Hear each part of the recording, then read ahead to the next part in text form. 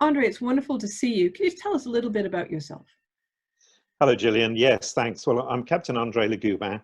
I'm a mooring master and I'm engaged in the STS or ship-to-ship lightering trade. I'm currently in South America and I'm also a vice president of the Nautical Institute. We know that 90% of world trade is carried in ships. Over 60,000 ships manned by somewhat 1.2 million seafarers. So shipping matters, but perhaps more so now with COVID-19 because it's focused the world on the need to keep supplies coming. But rather sadly, with very little recognition for seafarers who are making it happen. I suppose the big thing for me is I work month on, month off, but my relief wasn't able to get here, so we've run over quite substantially. Looking at statistics, I understand it's about 100,000 seafarers per month that need to join and leave ships. You know, so I'm just one of 100,000 in that 1 month. So I'm very fortunate.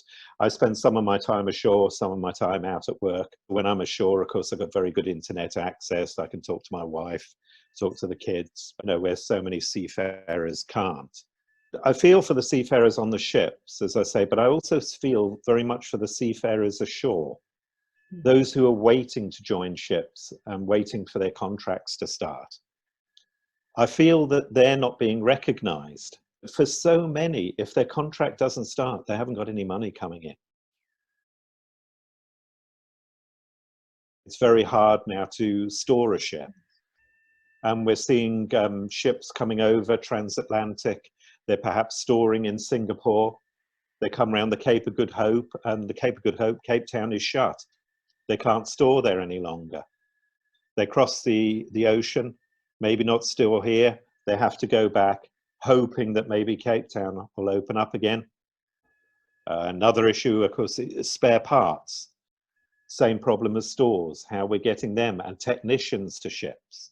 One of the things that's come up just really recently in the maritime presses, and I know the Nautical Institute, it came up there on LinkedIn, is ships' garbage. Ships worldwide have trouble getting rid of their garbage. You know, they can't use their incinerators in port or at anchorages.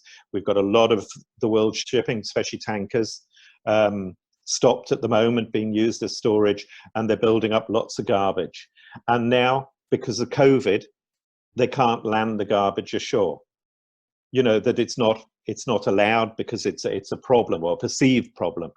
Garbage should be removed off ships. And then one other thing.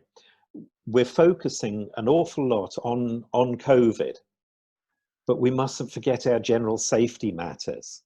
Looking after each other, not just keeping each other well, but keeping each other safe on board and from ashore.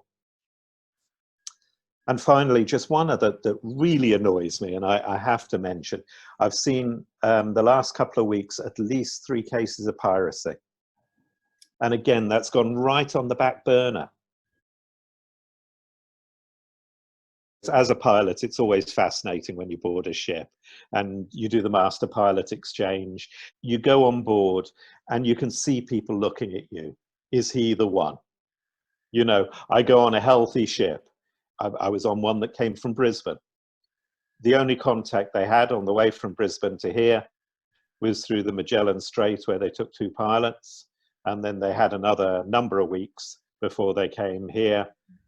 They knew they were safe. Is he the one? The other thing you see when the ship's heading out trans-ocean from here, if we have brought it on board, if they have caught it, they're going to be mid-ocean when it manifests on board. How are we going to deal with that when you're thousands of miles away from medical facilities? You know, there's no dialing 911 and getting somebody on a respirator. It's just not possible. When I finish my talks, when I'm talking for the Nautical Institute, talking about mentoring and that, I always finish up with a slide that says, this is our time to make a difference.